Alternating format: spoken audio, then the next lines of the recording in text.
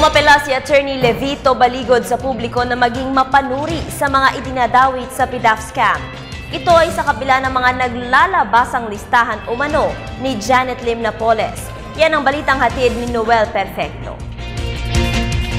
Ipinagdiinan ng dating abogado ng mga whistleblowers na huwag paniwalaan at bigyan ng anumang halaga ang mga naglalabasang tinaguriang listahan ni Janet Lim Napoles kung saan nakalathala ang mga pangalan ng umano'y sangkot sa illegal na gawain ng utak sa 10 bilyong pisong PDAF o Priority Development Assistance Fund scam.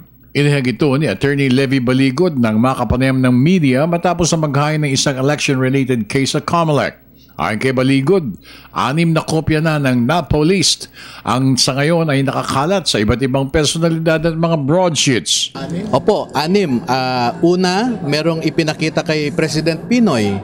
Pangalawa, yung ibinigay kay Secretary Lacson. Pangatlo, yung ibinigay kay Secretary De Lima.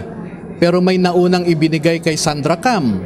May ibinigay din sa Tribune. At meron ding ibinigay yata sa Philippine Star.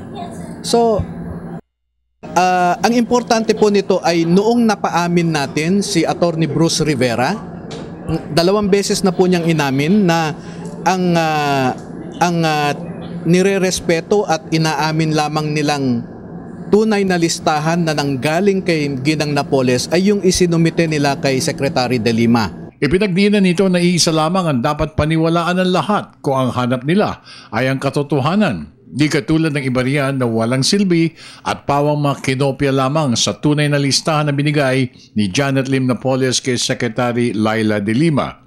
Aniya, ang listahan ni De Lima ang dapat antabayanan dahil pinagbatayan nito ang mga ebidensyang kinalap ng National Bureau of Investigation kaugnay ng PDAF scam. Ibang mga nagsasabi na meron din silang listahan ay mga pretenders na lamang ito. Pampagulo na lamang.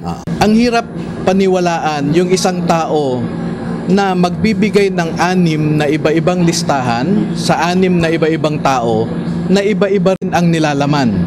So walang ibang pakay yan kundi guluhin lamang itong nangyayaring proseso. Kaya ang hinihiling po natin ay bawat ahensya ay gampanan yung kanilang mandato. Para sa Telebisyon ng Bayan, ako naman si Noel Perfecto.